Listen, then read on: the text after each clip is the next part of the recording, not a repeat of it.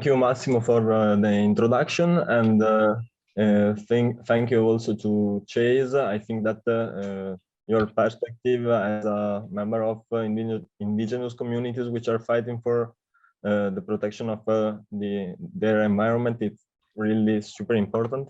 Well, I will tell you about a project that we developed in the Ecuadorian Amazon region. The title of my intervent is Extreme Citizen Science for Unleakable and Unburnable Carbon in the Amazon. And well, the project was carried out from the research group of Climate Change, Territories, and Diversity, which is also managing the Climate Justice Center. And well, a brief theoretical introduction. As I've mentioned also the other relators before me. Sorry, I forgot to share the screen. I'm really sorry. I'm a bit agitated. And okay, as I mentioned, this is the research group, and this is the slide I was talking about. Well. As mentioned also from Arjit and Mikey, we are if we want to stay in the limit of our target of global warming, we have to leave an important amount of the fossil fuel resources which are underground unextracted.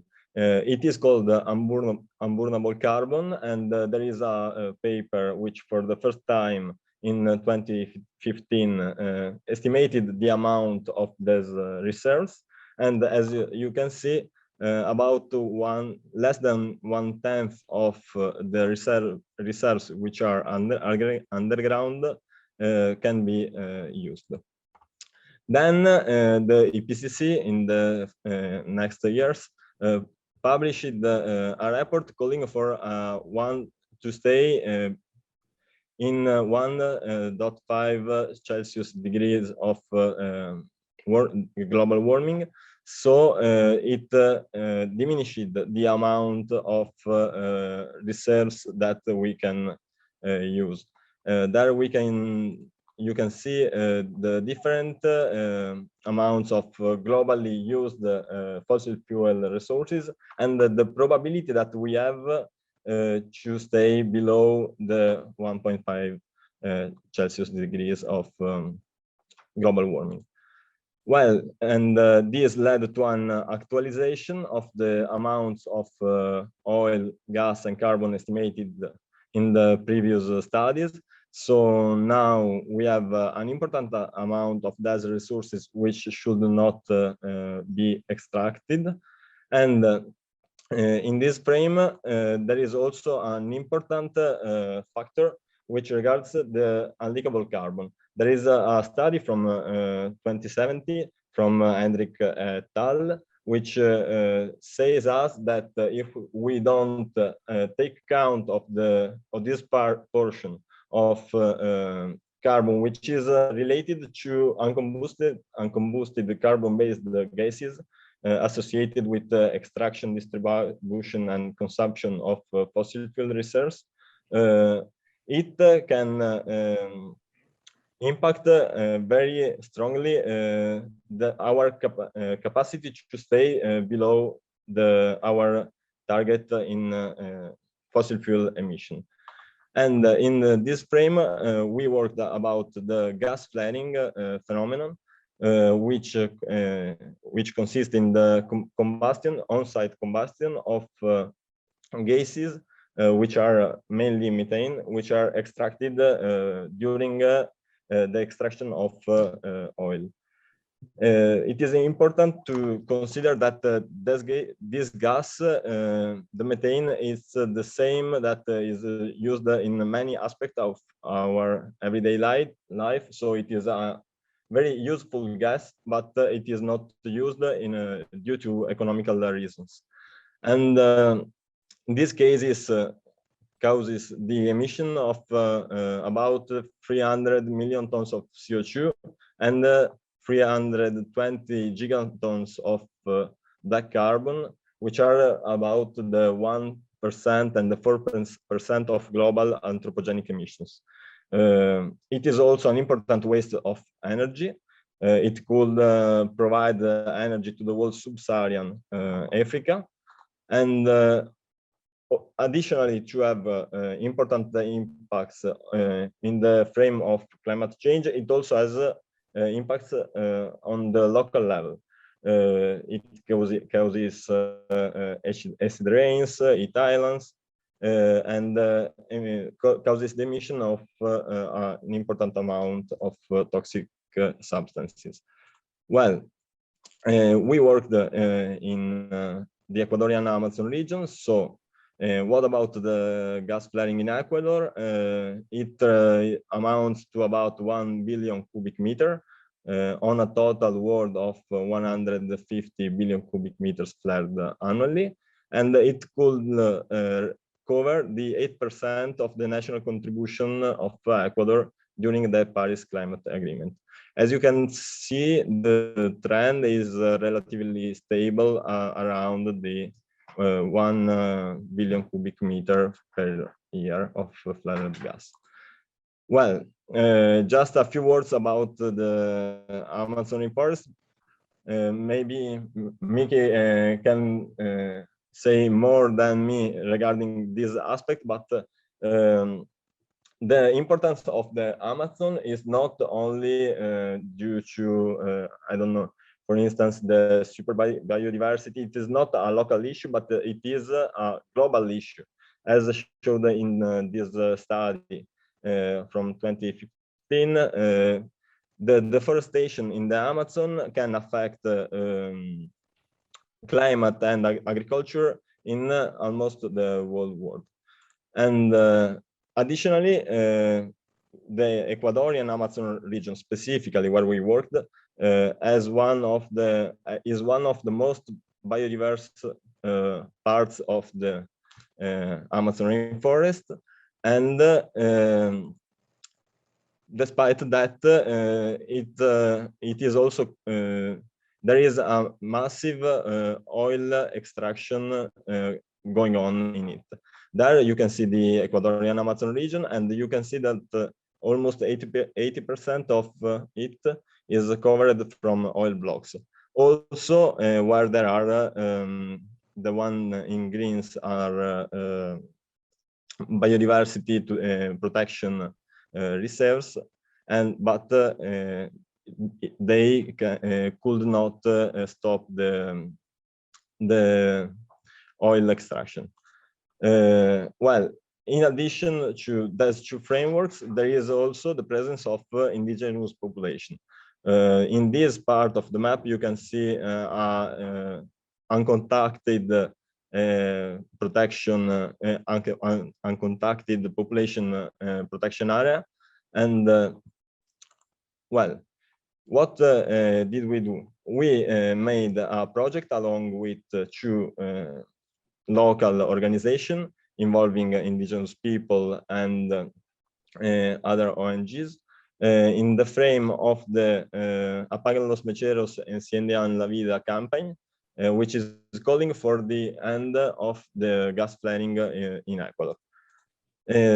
We worked with a participatory framework. Specifically, we adopted some conceptual and the methodological framework, which are the community-based participatory action research and the participatory geographical information system approach, aiming to develop what is called in literature an extreme citizen science project, where substantially local people have a direct management of the project and of its objectives, aiming to create a social, positive social change.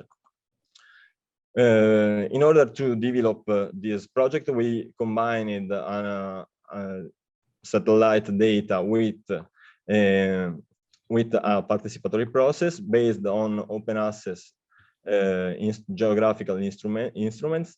This was really important for us because it allows both the reproducibility of the project and also ensures its continuity. Because it doesn't need important amounts of money to be carried out, but only a bit of technical formation. Well, our database was very simple, based on the combination of spatial data, photo, and other tabular informations. And well, what was really important for us was co-create the project since the first parts.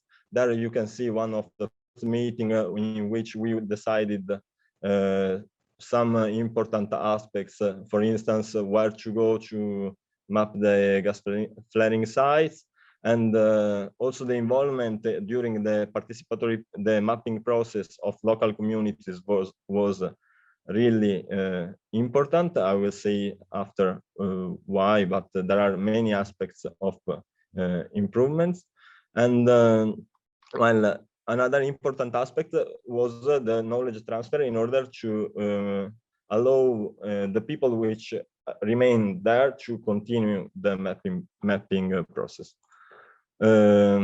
This allowed us to map about 300 gas flaring sites in the whole Ecuadorian Amazon region.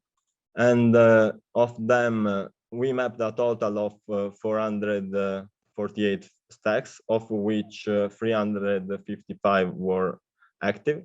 And 70 of the active stacks were in the Yasuní Biosphere Reserve, and 4 were in the core area. An area where it is important to note that looking at the UNESCO guidelines in the core area, there should not be human activity. So having identifying gas flaring activities in this area was really important and meaningful over different aspects. This allowed us also to evaluate the performances of other existing datasets.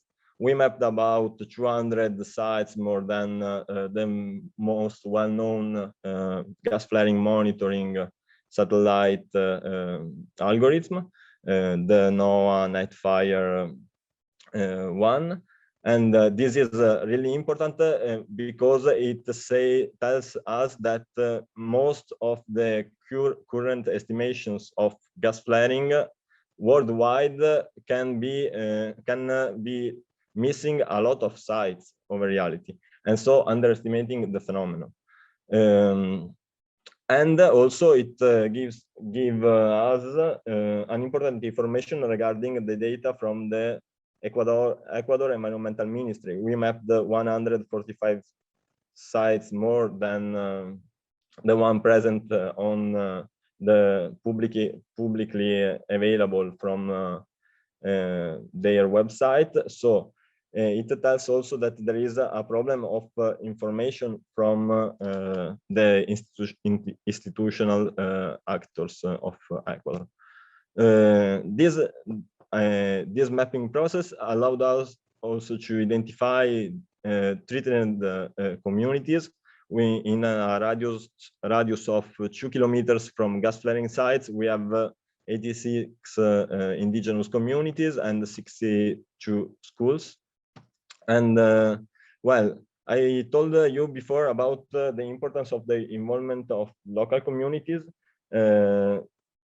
Their contribution allowed us to map and to identify additional impacts.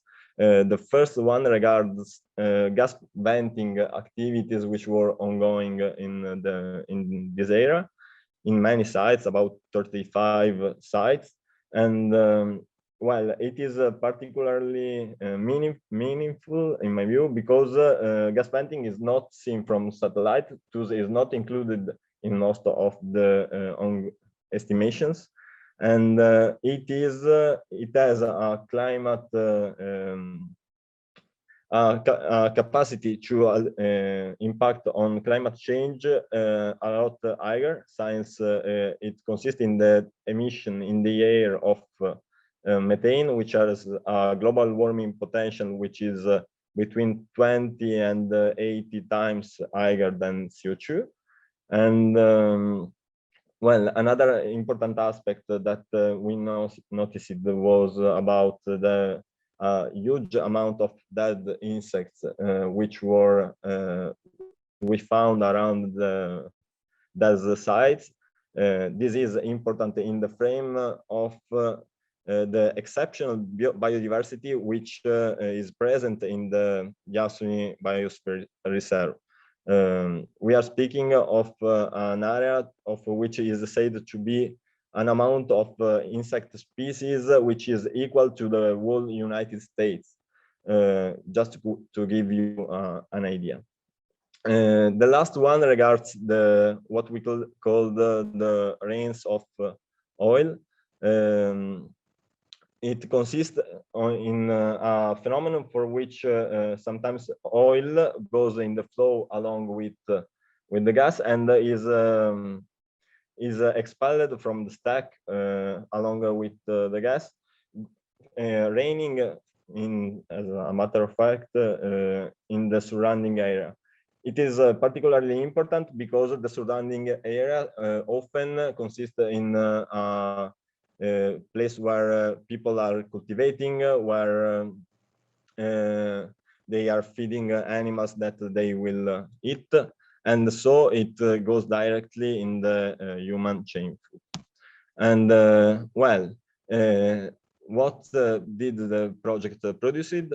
Firstly, we prepared. You are after 15 minutes. Please close the presentation. Okay. We created a story map. Now my colleagues will share the link about it. There are also the data about our work. And well, the last and most important part was that the data were then used from local organization of the campaign in order to ask a protection action in a legal court. And we knew about 6 months ago that they won. So now an important amount of gas flaring sites will have to close in the Ecuadorian Amazon. And this is particularly important for us because it shows us that often to combine the efforts of research and the efforts of local communities to obtain environmental justice can really lead to concrete achievement in the frame of climate justice. Well, this is my presentation, and thank you for your attention.